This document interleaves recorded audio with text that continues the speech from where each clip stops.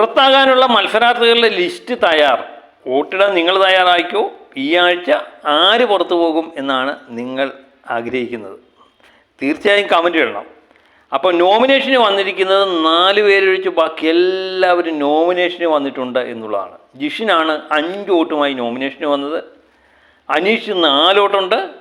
ലക്ഷ്മി, ബിന്നി ഇവർക്ക് 3 വോട്ട് വീതമുണ്ട്.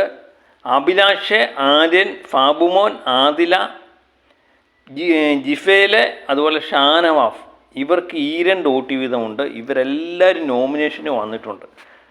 നോറ തൻ്റെ പ്രത്യേക പവർ ഉപയോഗിച്ച് നോമിനേറ്റ് ചെയ്ത് അക്ബറിനെയാണ്. അങ്ങനെ 11 മത്സരാർത്ഥികളാണ് ഈ പ്രാവശ്യം നോമിനേഷന് വന്നിരിക്കുന്നത്. കാരണം ഈ ഫിഫൻ്റെ ഏറ്റവും വലിയൊരു പ്രത്യേകത എനിക്ക് തോന്നുന്നത് എല്ലാവരും എല്ലാ പ്രാവശ്യവും നോമിനേഷന് വരുന്നുണ്ട്. നമ്മൾ ആഗ്രഹിക്കുന്ന വ്യക്തികളെല്ലാം നോമിനേഷന് വരുന്നുണ്ട്.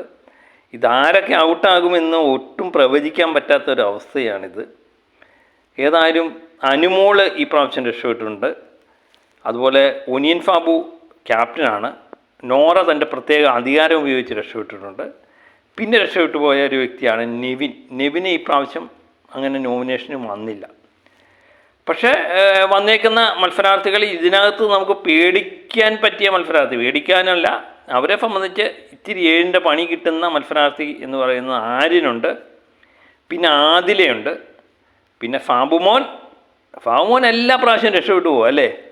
ഫാബുമോൻ ഈ പ്രാവശ്യം എന്താണ് പണി ഒരുക്കി വെച്ചിരിക്കുന്നതെന്ന് മനസ്സിലാക്കാം. കാരണം ആര്യനുമുണ്ട്, ആദിലയുണ്ട്. ഇവർക്ക് 2 പേർക്കും ഡേഞ്ചർ തന്നെയാണ് ഈ ആഴ്ച.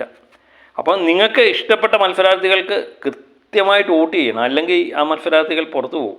അപ്പാനിയുടെയൊക്കെ കാര്യം നമുക്കറിയരുത്. അപ്പം വോട്ടിട്ട് തുടങ്ങുക. അപ്പോൾ ഇവരൊക്കെ തന്നെയാണ് ഈ പ്രാവശ്യം പുറത്താകാൻ നോമിനേഷന് വന്നിരിക്കുന്നത്. കാത്തിരിക്കാം ആരൊക്കെ ഡേഞ്ചർ സോണിൽ വരും എന്നുള്ളത്.